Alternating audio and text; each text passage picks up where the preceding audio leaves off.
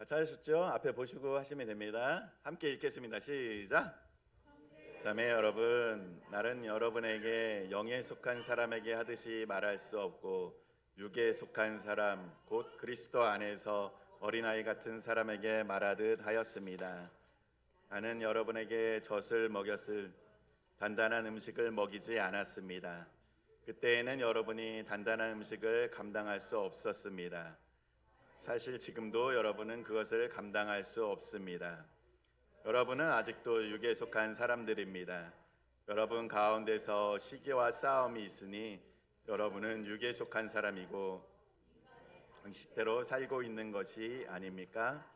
아멘. 네, 오늘 제목은 믿음의 성장이라는 것으로 정했습니다. 우리가 이제 또 12월 되면은 많은 다짐들을 합니다. 벌써 내일이면 12월이에요. 1월 달에 계획했던 것들을 많이 이루셨습니까?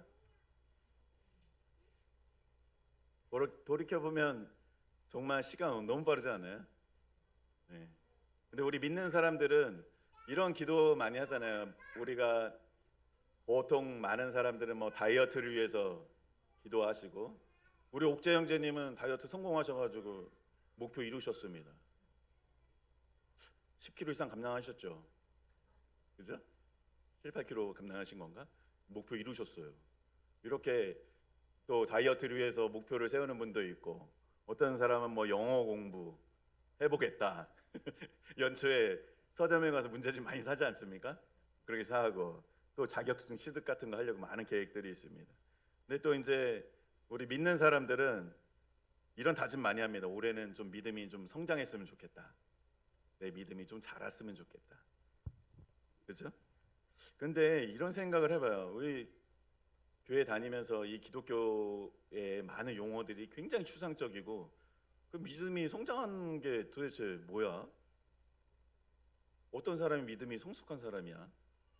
이런 걸 막상 물어보면 참 대답하기 애매해요. 그죠?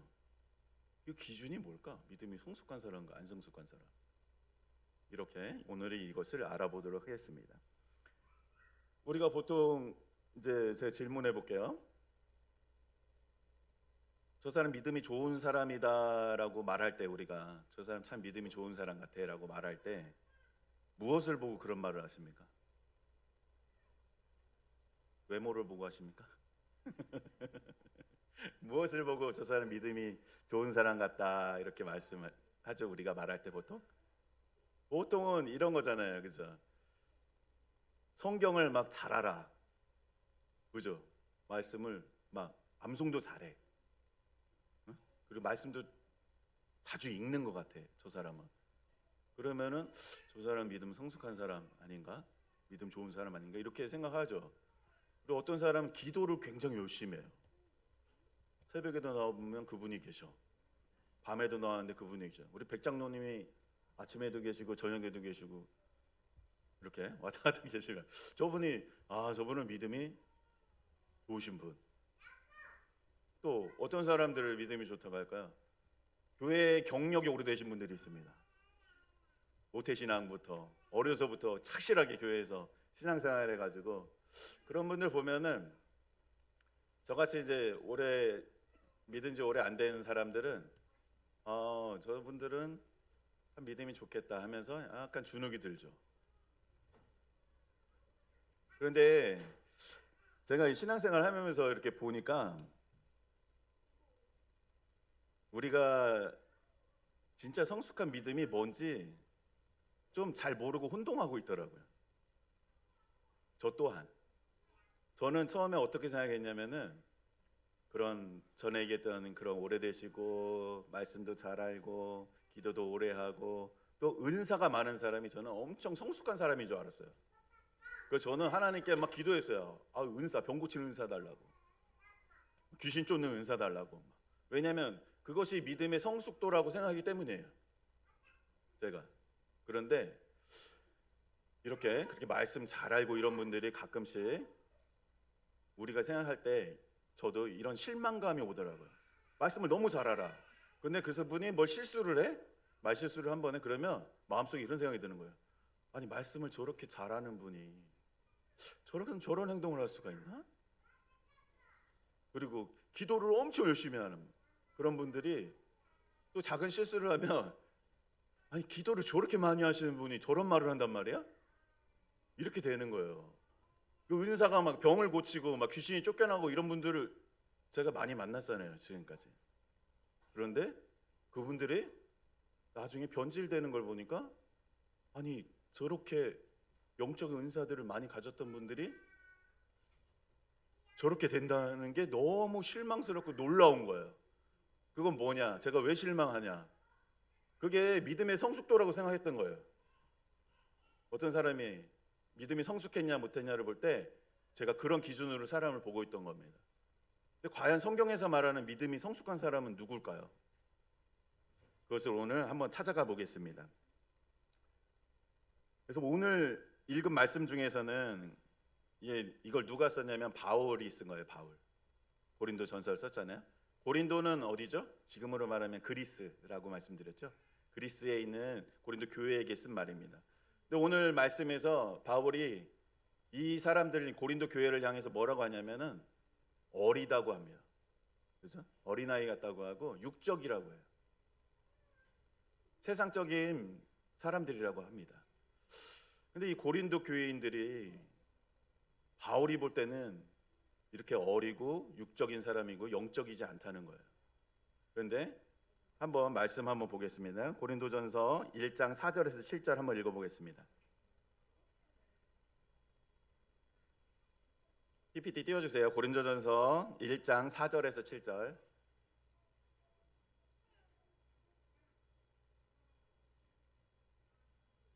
네, 한번 읽어보겠습니다.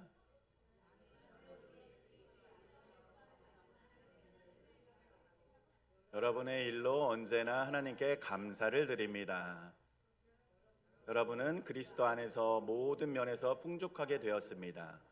곧 온갖 언변과 온갖 지식이 늘었습니다. 그리스도에 대한 증언이 여러분 가운데서 이렇게도 튼튼하게 자리 잡았습니다. 그리하여 여러분은 어떠한 은사에도 부족한 것이 없으며 우리 주 예수 그리스도의 나타나심을 기다리고 있습니다. 다음. 됐습니다.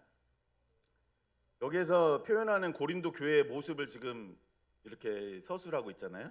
거기서 뭐라고 했냐면은 이 고린도 교회인들은 바울이 하나님께 감사를 드린 이유를 얘기하면서 언변이 좋았대요. 언변이 좋았다는 것은 전도를 잘했다는 말이에요. 그리고 지식이 늘었다는 것은 성경 지식이 아주 많았다는 사람들이라는 거예요. 그리고 또 뭐라고 표현하고 있습니까? 은사들이 풍족했다고. 병 고침과 귀신을 쫓고 방언과 예언과 이런 것들이 교회 안에서 풍성하게 일어나는 교회입니다. 그렇죠? 근데 좀 이상하잖아요, 그죠? 이런 거 보면은 엄청 잘하는 교회 아니에요? 그러고서 또 그리스도의 나타나심을 기다리고 있어요. 그건 뭐냐? 강력한 재림 신앙이 있다는 거예요. 이 성도들이 이 생명을 천국에 걸고 살고 있다는 겁니다. 이 사람들은, 고린도 교인들은. 그러면 우리가 만약에 이런 사람들 만나면은 어떻게 생각할까? 아우, 이 사람들 진짜 영적인 사람들. 막 은사에 놀라고, 그 사람들이 지식에 놀라고, 막 이렇게 놀라잖아요.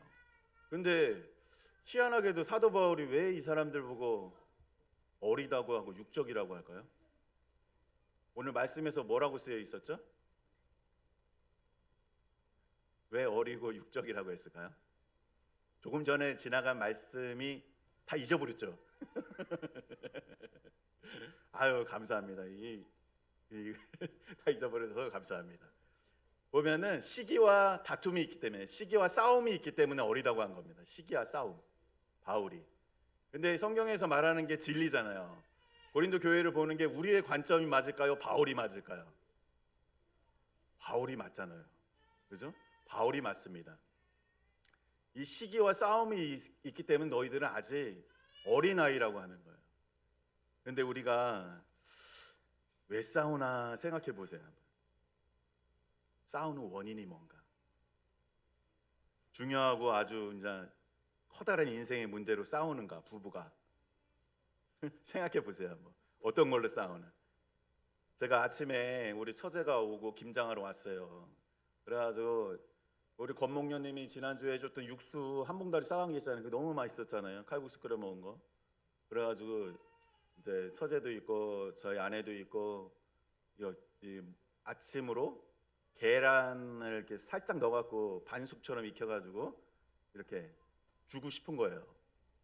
그래서 제가 이제 가스에 물을 데피면서 계란을 이렇게 약간 반숙으로 해가지고 주려고 그 모양을 유지시켜 살짝 이렇게 해가지고 맛있잖아요. 술안처럼 이렇게 해주려고 하려고 하고 있었어요. 그랬더니 저희 아내가 그럽니다.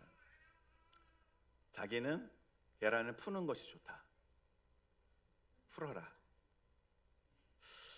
나는 이거 그냥 이렇게 반숙으로 먹는 게 좋을 것 같은데. 그러니까 좀 그러니까 약간 뭐랄까 자존심이 상하는 거야. 왜?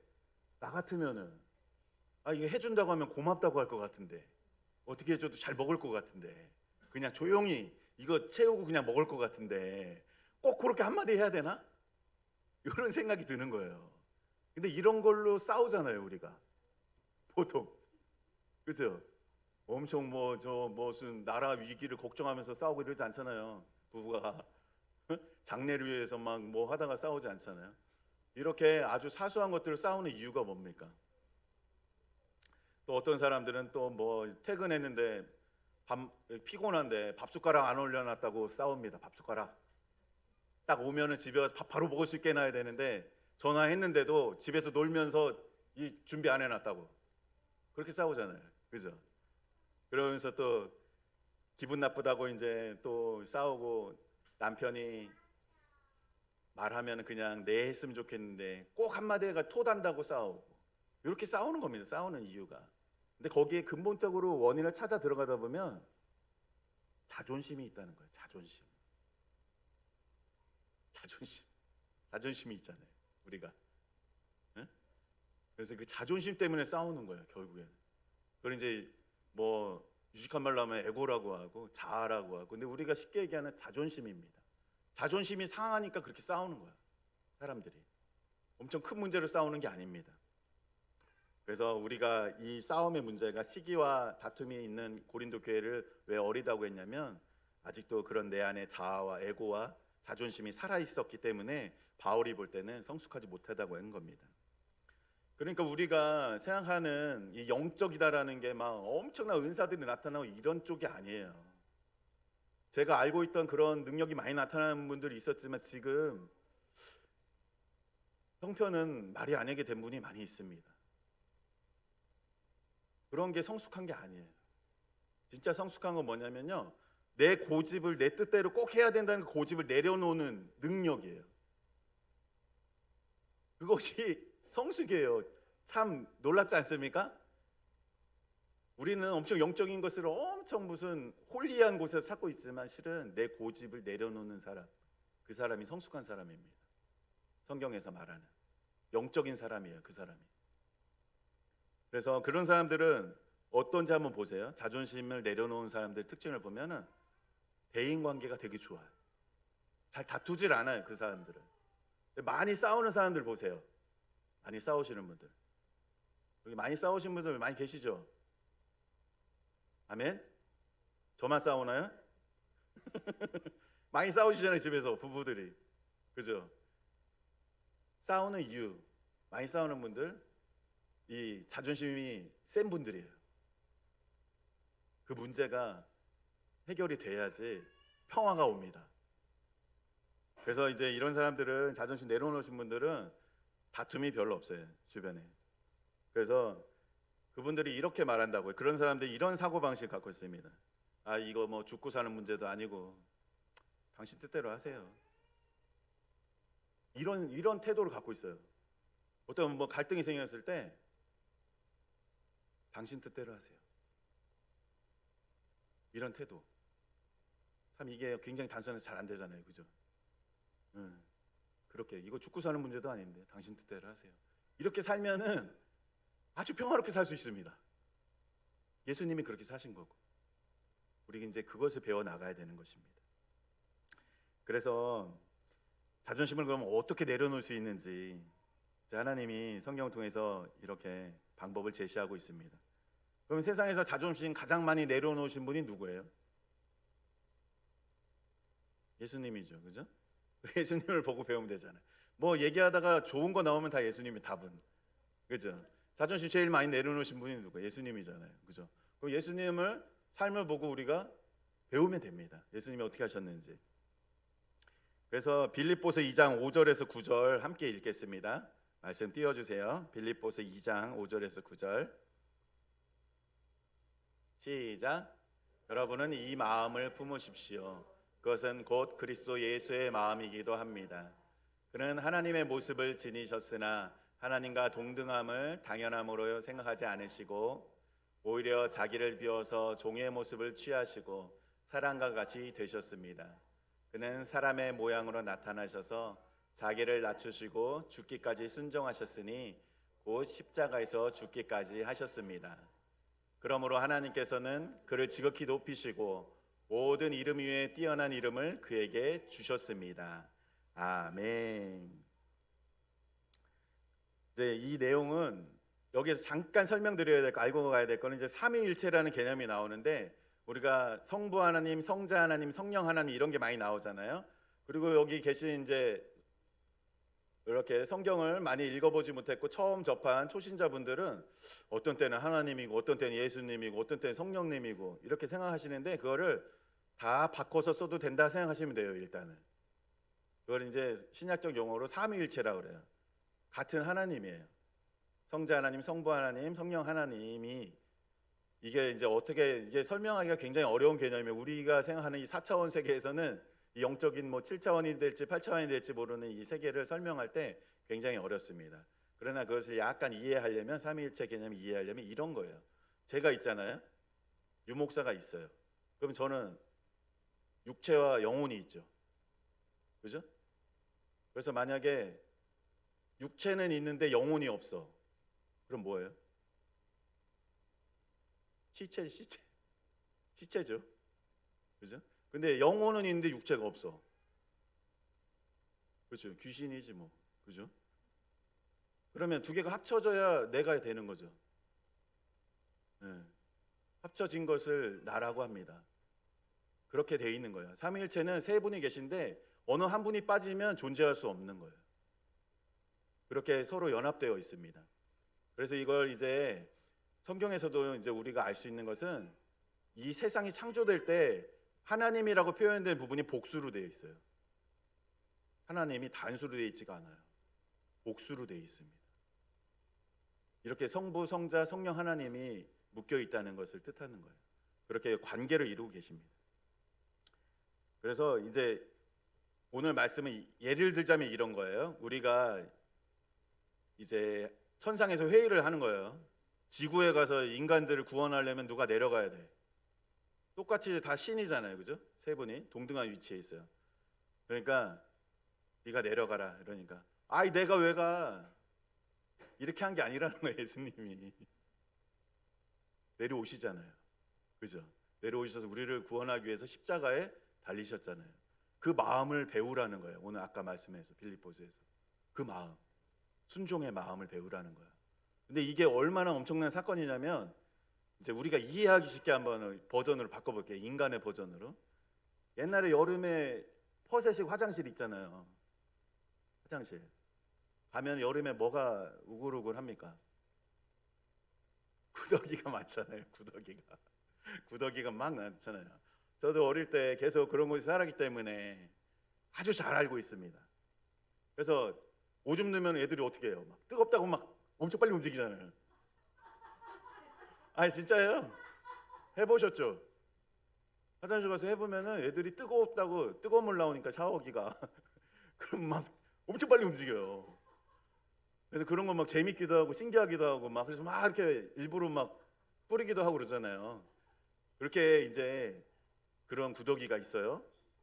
그런데 우리 보고 이렇게 얘기하는 거예요. 백장로님 보고 장로님 저기 구더기로 3일간 태어나셔가지고 살다가 오면은 저 구더기를 다 구원할 수가 있습니다. 내려가셔서 구더기로 태어나십시오. 이렇게 하는 거예요. 그러면은 장로님 가시겠어요? 안 가시겠어요? 아이고 참 진짜 믿음이 좋으신 분이야. 그런 것처럼 하나님이 인간을 볼 때요, 실은 우리가 구더기를 보는 것보다 더 심하게 혐오스러울 수 있어요. 요즘에 보십시오. 뉴스에서 나오는 캄보디아 사건 같은 거 보세요. 인간이 인간 잡아다가 죽지 않을 만큼 패가지고 못 도망가게 만들고 마약을 일부러 강제로 하게 해서 정신적으로 이제 어떻게 보면 좀비처럼 만드는 거예요. 그래가지고 또 우리나라 사람들 상대로 또 사기치게 하잖아요. 범죄에 가담시키고 도망가면은 또 잡아다가 죽지 않을 만큼 패고 심지어는 죽이기도 하고. 이게 인간이 사는 세상이 날마다 벌어지고 있는 일들입니다. 근데 거룩한 하나님의 관점에서 이 땅에 내려온다는 거는 우리가 똥통에 들어가는 거나 더 심한 일이에요. 그런데 예수님이 내려오셨다는 겁니다. 우리를 구원하기 위해서. 이거는 우주적으로 이 엄청난 사건입니다. 그렇게 순종하셨다는 거예요. 그 마음을 배우라는 거예요. 우리에게. 그래서 참 생각해보면 뉴스를 보고 막 이런 거 보면은 정말 인간이 가장 악한 생물이 아닐까 이런 생각을 해볼 때가 있습니다. 인간만큼 잔인한 동물이 있나? 근데 이 예수님의 성품, 성경에서 예수님의 성품을 이야기할 때 가장 많이 말씀하시는 것이 순종입니다. 예수님은 순종의 사람이에요. 그래서 이 순종을 통해서 자존심이 죽는 거, 이걸 배우라는 거예요. 예수님을 통해서 우리한테 자존심이 죽는 걸 배우라는 거예요. 자존심이 높은 사람들은 순종 못합니다. 이 세상의 권위에도 순종 못해요. 그런 분들은. 그런데 하나님에게 순종 못합니다. 그건 똑같아요. 우리가 전에 눈에 보이는 형제를 사랑하지 못하면서 하나님을 사랑할 수 있냐, 하나님께서 말씀하시잖아요. 그것처럼 이 세상에 하나님이 권위를 준 권위자들이 있습니다. 우리의 지도자들도 있고, 직장에 가면 상사가 있고요, 교회 목사가 있고, 어디 가나 이 권위가 있습니다. 질서가 있어요. 세워진. 그런데 이런 눈에 보이는 권위에 순종하지 못한다는 것은 눈에 보이지 않는 하나님 말씀에도 순종하지 못한다는 거예요. 그래서 예수님이 그 자존심을 버리는 것을 배우라고 하시는 겁니다. 그래서 가끔씩은 이런 분들이 있어. 나는 사람한테는 순종 안 하지만 하나님 말씀에는 내가 진짜 순종하는 사람이야. 착각입니다. 착각. 순종을 못합니다. 그리고 아담은 불순종을 통해서 우리에게 멸망하는 인류의 조상이 된 거예요. 아담이. 그리고 마지막 아담이 예수님이 오셔가지고 순종을 통해서, 그죠? 우리에게 새로운 인류의 조상이 되신 거예요. 예수님은 오실 때부터 순종으로 오신 거예요. 그 모습을 우리가 배워야 합니다. 그래서 모든 인간관계의 기초를 예수님 순종이라고 말씀하시는 거예요. 그래서 순종은 우리가 예수님 닮는 것이 신앙생활 목표잖아요. 그죠? 거기서 꼭 배워야 되는 것이 순종입니다. 그래서 말씀 띄워주세요. 성경의 많은 부분에 순종에 대해서 굉장히 강조하는 부분들이 많이 있어요. 에베소서 6장 1절이 있고요, 에베소서 5장 22절, 베드로전서 2장 8절, 히브리서 13장 17절, 로마서 13장 1절에 나오고 있습니다. 에베소서 6장 1절 한번 읽어볼까요? 자녀는 주 안에서 여러분의 부모에게 순종하십시오. 이것이 옳은 일입니다. 다음, 여러분 남편에게 하기를 주님께 하듯 하십시오. 아이는 있는 여러분 극히 두려운 마음으로 주인에게 복종하십시오. 선량하고 너그러운 주인에게 한 것이 아니라 까다로운 주인에게도 그리하십시오. 여러분의 지도자들이 말을 고지 듣고 그에게 복종하십시오. 그들은 여러분의 영혼을 지키는 사람들이요, 이 일을 장차 하나님께 보고드릴 사람들입니다.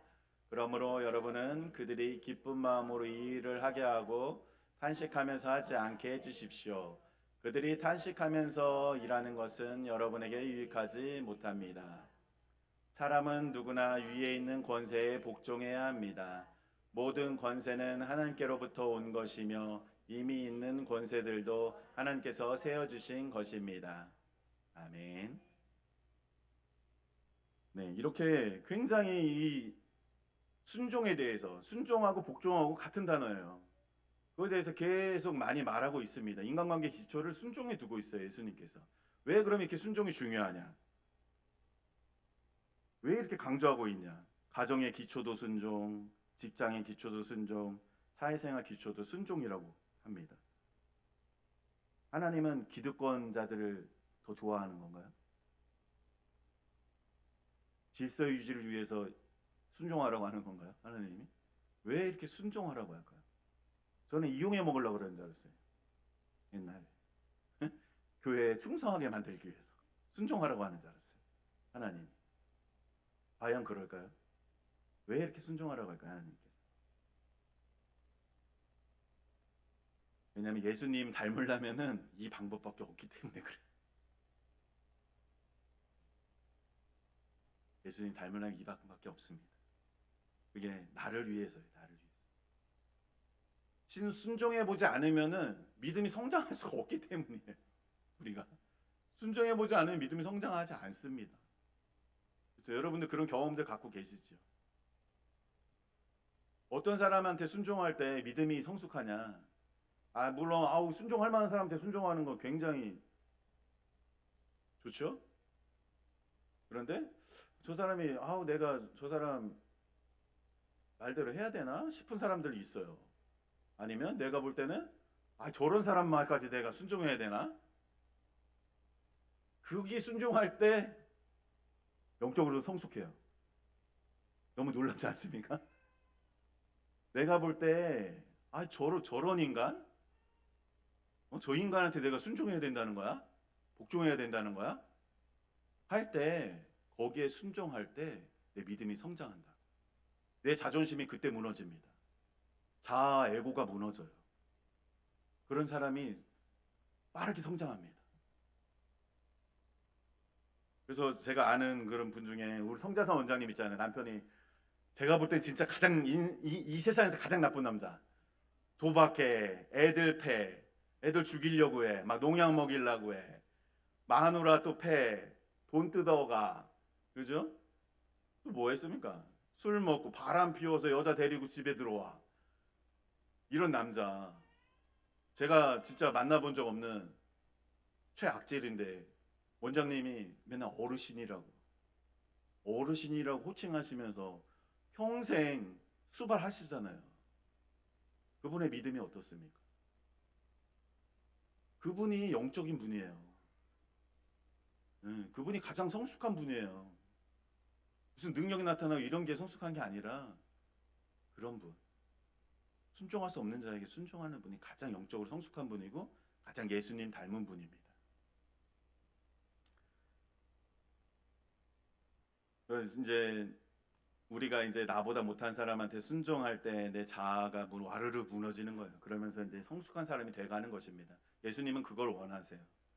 그래서 지난주에 이제 주방을 정리하러 갔어요. 근데 오은영 안수집사님이 이제 냉장고를 옮기자고 주방 가보시면 싹 바뀌었지요. 넓어졌지요. 냉장고를 방향을 바꾸려고. 제 생각에 저는 이제 약간 어떻게 하면 일을 적게 할까 그런 생각에 냉장고만 이렇게 살짝 틀어가지고 문만 이쪽으로 하려고 했거든요.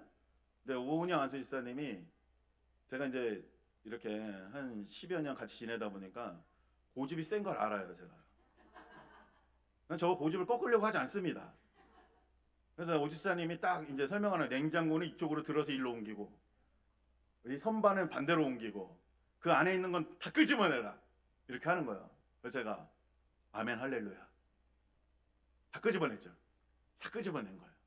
그래가지고 딱 해놨어요. 그랬더니 결과가 어떻습니까? 너무 좋죠. 그리고 목사님, 이제 오은영 안수집사님이 이렇게 뭐 일을 하고 나면은 제가 생각하지도 못하는 부분들을 너무나 이렇게 깔끔하게 꼼꼼하게 잘하세요. 저는 그걸 알고 있기 때문에 순종을 하는 거예요. 오 안수집사님하고 저하고는 잘 안 싸워요. 다른 분들하고 잘 부딪혀요. 오 안수집사님 고집이 있으시기 때문에. 근데 저는 안 부딪히는 이유가 왜 이렇게 잘 지낼 수 있냐? 우리 권목녀님이 저한테 같이 살으라고 그러더라고요. 그렇게 좋으면 같이 살으라고. 응, 근데 그게 왜 가능하냐? 제가 이제 생각을 해본 거예요. 보니까 저는 내 고집을 내려놓습니다. 안수 집사님 앞에서는. 그래야지 일이 되고 결과가 좋더라고요. 그걸 경험적으로 알고 있어요. 그러니까 일이 되는 겁니다. 참 편하고 같이 있어도 편하고. 근데 저보다 우리 권목녀님이 더 불편하실 것 같아요. 두 분이. 저는 싸울 일이 없어요. 안수 집사님하고. 그러니까 너무 편한 거예요, 이게. 그래서 이렇게 내 고집을 내려놓는 게 중요하다는 거, 자존심 내려놓는 거. 그래서 이제 우리가 이거 같이 해봤으면 좋겠어요. 죽고 사는 문제 아니면 당신 뜻대로 하세요. 한번 해보십시오. 죽고 사는 문제 아니면 당신 뜻대로 하십시오. 아내는 남편에게, 남편은 부인에게 해보세요. 한번. 죽고 사는 문제 아니면 당신 뜻대로 하세요. 당신 뜻대로 하시래요. 이게 필요합니다. 교회 안에서는. 우리 믿는 자들 안에서는 이게 필요해요. 당신 뜻대로 하세요라는 게 필요해요. 근데 왜 이게 참 간단한 한 문장의 문장이 왜 이렇게 하기 어려울까요? 우리가 사단에게 세뇌당한 게 있기 때문에 그래요. 세상에서 순종하고 복종한다는 건 쪼다라는 얘기, 쪼다. 쫄병, 누구 밑에 들어가 있는 사람들이 그렇게 한다. 그죠? 자존심도 없는 인간들. 이나 그렇게 하는 거지. 남 밑에 가서 왜 복종하고. 그게 사단이 주는 음성이에요. 이 세상의 지배자. 사단은 그렇게 만들어요. 우리를. 예수님이 말씀하신 예수님의 생각과 방법은 180도 달라요. 그거 아니라는 거예요. 그거 깨뜨리신다는 거예요. 순종하라는 거예요. 사단의 생각을 깨뜨리라는 겁니다. 순종해서 시작을 하라는 거예요. 모든 관계의 기본에서. 나보다 남을 더 낮게 여기라는 거예요. 그럴 때만이 순종이 가능합니다. 정말 예수님을 닮는 것은 참 어려운 일이기도 합니다. 그래서 우리가 이게 순종하면 자존심이 구겨지고 세상에서 나고자가 되고 이런 세뇌를 당해 있어요. 나도 모르게. 그래서 그런 순종, 복종하라 그러면 불편감이 옵니다. 근데 하나님 얘기하는 순종은 부인들 아까 아내에게 남편에게 죽게 하듯 하라 뭐 이런 거 들으면 굉장히 불편해지잖아요. 개뿔 이렇게 나오잖아요. 속에서. 복종하라고 그러면. 근데 그게 왜 그러냐. 하나님이 요구하시는 건 쌍방의 관계에서 다 요구를 하고 계세요. 그건 이제 여자 부부만 읽었으니까 그렇지. 남편은 어떻게 하라고 했습니까? 교회를 사랑하시면 목숨을 바쳐서 사랑하라고 하는 거예요. 죽으라는 거예요. 마누라 행복하게 위해서 죽으라는 거예요. 어느 게 더 큽니까? 똑같아요, 실은. 같아요, 이게. 순종과 섬김이 따로 가지 않습니다. 권위가 있는 사람들은 자기의 자존심을 내려놓고 권위 아래에 있는 사람을 섬김을 하면서 자존심 내려오면 섬김하면서 믿음이 성장하는 거고, 권위 아래에 있는 사람은 권위 위에 있는 하나님이 권위를 준 그 사람, 위임한 사람을 순종하면서 내 믿음이 성장하는 거예요. 그래서 자존심이 센 사람들은 순종도 섬김도 안 돼요. 근데 예수님 닮아가고 우리가 행복해지려면 우리가 이 죄악을 벗어던지고 이 질병에서 우리의 이 많은 상처들과 이런 질병 속에서 점점점 건강해지려면 예수님 닮아가야 돼요. 그것이 우리가 행복한 비결이에요. 그것이 천국입니다. 점점 우리 심령이 천국이 이루어가는 것입니다. 그래서 이제 시작을 순종해서 해보고 남의 의견이 중요하다라고 생각하면서 시작을 해보세요. 그리고 나보다 남이 더 낫다. 그리고 다른 사람 행복이 중요하다. 이런 마인드가 세상 사람들과 이 믿는 사람들의 어떻게 보면 가장 큰 차이점인 것 같아요. 그렇게 살아가는 것입니다. 그래서 예수님의 또 다른 성품 하나가 섬김도 있잖아요.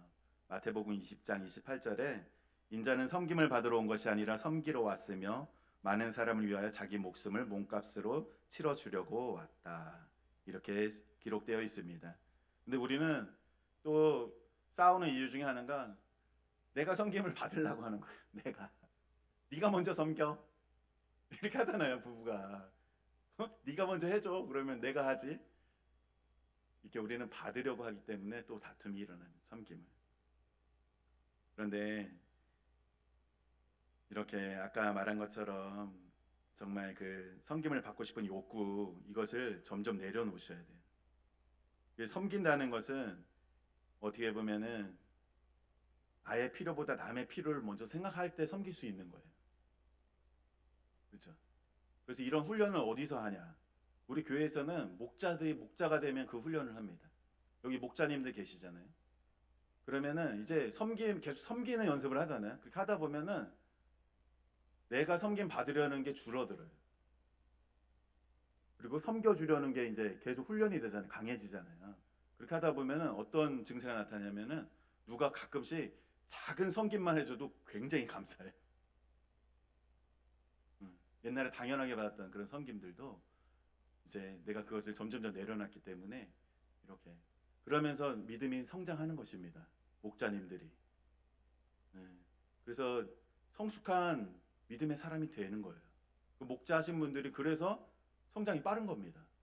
여기에 목자 출신들이 계시잖아요. 목자 출신들. 근데 이 가정교회에서는 목자 출신들의 이런 전설이 있다고 그래요. 목자 하잖아요. 집을 산대요. 하나님이 섬김으로 낮아질수록 채워주신다는 거예요. 그런 전설이 생겼대요. 우리 교회만 생긴 게 아니라. 근데 진짜 다 집 샀죠? 목자님들 대답해 보세요. 집 샀죠? 집 샀어요. 저도 집 샀고. 다 집 주셨잖아요. 하나님. 다 집 줬네. 이렇게 진짜. 그리고 또 이제 처녀 목자들도 있어요. 가정교회. 시집간대. 섬김을 하다 보면. 아무도 그 훈련이 되다 보니까 아무래도. 그죠? 그리고 남편들이 변화가 된대. 남편들이 변화가 돼. 지금 오은영 안수 집사님 엄청 변화되셨죠? 그죠? 엄청 변화되셨어요. 그 목자하고 그런 활동하면서 변화가 되신 거예요. 이렇게 축복을 받습니다. 결국에 나를 위한 거예요. 그게 내 축복이에요. 그래서 우리가 이제 섬길 때 우리가 축복 복 많이 받고 싶잖아요. 복 많이 받고 하나님 늘 성경에서 말씀하시잖아요. 네 손 펴야지 내가 준다고. 네가 섬겨야지 내가 거기에 누르고 넘치도록 채워주려면 내가 손을 펴야 될 거 아니에요. 이렇게 움켜쥐고 있으면 어떻게 받아요? 그게 축복의 열쇠입니다. 하나님 늘 이 영적인 축복의 원리 그래서 강조하시는 거예요. 결국에 이 섬김으로 내려갈 때 우리는 축복을 받게 돼 있습니다. 그래서 베드로전서 5장 5절 6절 말씀 보시겠습니다. 베드로전서 5장 5절 6절 함께 읽겠습니다. 그러므로 여러분은 하나님의 능력 잠시만요. 다시 시작. 그러므로 여러분은 하나님의 능력의 손 아래로 자기를 낮추십시오. 때가 되면 하나님께서 여러분을 높이실 것입니다. 아멘. 5절 한번 볼까요? 위에 한번 올려보세요.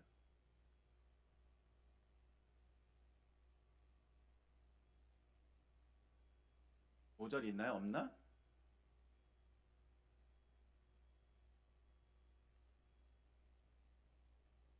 오 장 맨 밑에서 두 번째. 네. 시작. 젊은이 여러분, 이와 같이 여러분도 나이가 많은 사람들 이들에게 복종하십시오. 모두가 서로 겸손의 옷을 입으십시오. 하나님께서는 교만한 자를 물리치시고 겸손한 사람에게 은혜를 베푸십니다. 다음. 그러므로 여러분은 하나님의 능력의 손 아래로 자기를 낮추십시오. 때가 되면 하나님께서 여러분을 높이실 것입니다. 여기서 이 말이 나옵니다. 때가 되면 하나님이 높여주세요. 그때가 우리가 죽을 때 얘기하는 게 아니에요. 내 자존심이 죽는 그때를 얘기하는 겁니다. 내 자아가 무너지는 그때에 하나님은 우리를 높이세요. 그러니까 하나님은 우리에게 축복해 주기를 원하세요. 복을 주시고 싶어서 안달나신 분이 하나님입니다. 그러니까 우리가 자존심을 내려놔야 되겠습니까? 안 내려놔야 되겠습니까? 자존심 내려놓으면서 사시겠습니까? 남편에게 복종하면 사시겠습니까? 목소리 여기 좀 줄어드는 거예요? 네, 맞아요. 우리가 어디를 가든지 그 권위에 순종할 때, 그때는 당장은 보면 직장 생활에서도 권위에 순종하고 이러는 게 되게 내가 손해 볼 수도 있고 섬김으로 나아가는 것들이 실은 이 세상적인 눈으로 볼 때는 되게 바보스럽고 손해 보는 일이에요. 근데 긴 안목으로 보잖아요. 그런 사람들이 세상에서도 인정받아요. 그렇죠? 그리고 우리에게는 영원한 천국에서는 가장 높은 이름으로 올려주세요. 예수님처럼 가장 낮아진 사람을 가장 높은 위치에 올려주시는 것이 영적인 원리입니다. 우리가 그것을 바라보고 나가셨으면 좋겠습니다. 그래서 예수님을 닮으면 닮을수록 내가 행복해져요. 내 가족이, 내 자녀가 행복해집니다. 그리고 직장이 행복해져요. 그리고 옆에 있는 사람이 편안합니다. 좋아합니다. 그리고 시기와 다툼이 없어져요. 대신 순종과 섬김이 있습니다. 이게 바로 거룩이고 영적인 것이고 성숙한 믿음인 것입니다. 근데 우리가 잊지 말아야 될 것은 이 부분이에요. 함께 해봅시다. 우리는 아직 멀었다. 실망하지 말자. 네. 우리는 아직 멀었습니다. 사도 바울도 그렇게 살면서 우리가 해결하지 못한 것들이 남아있잖아요. 나의 혈기가 있는 사람이 있고, 각자마다 이 해결해야 될 한 가지씩의 이런 죄악들이 있어요. 내 안에 있는 쓴뿌리들이 있고. 그런데 하나님이 그걸 보지 않는다고 하셨죠. 그 전에 비해서 얼마나 변화됐는지가 하나님이 보는 관점입니다. 그러니까 자기를 자책하지 말고 우리가 이제 앞으로 나아가면 되는 것입니다. 과거의 뒤의 것을 돌아보지 말고 가시면 됩니다. 그걸 하나님이 기뻐하십니다. 네, 내용 정리해 드리겠습니다. PPT 띄워주세요. 우리가 이제 갈등의 원인, 에고와 자존심과 자아라는 것이 있습니다. 이것이 깨트려져야지 우리가 예수님 닮아갈 수 있습니다. 다음요. 여기 절벽에서 떨어지려고 해요. 지금 붙들고 있는 게 자존심이에요. 그 자존심이 뭐라고? 목숨을 겁니다. 지금 저걸 놔야지 살 거 아니에요, 그죠? 네, 자존심 내려놓으셨으면 좋겠습니다. 빌립보서 2장 5절에서 9절 말씀에 예수님의 삶의 특징은 한 가지는 순종이라고 보실 수 있습니다. 다음, 순종의 영역 아까 말씀드렸죠. 자녀와 또 아내, 이 모든 사회생활 모든 이 영역의 관계 속의 기초가 순종이에요. 네. 다음, 예수님의 삶의 특징 두 번째, 섬김입니다. 다음, 끝인가요? 끝이에요? 네, 네. 다 정리가 되셨죠? 네. 영적으로 성숙한 사람이 누구라고요? 자존심 내려놓은 사람, 자아가 깨진 사람, 그죠? 에고가 깨진 사람.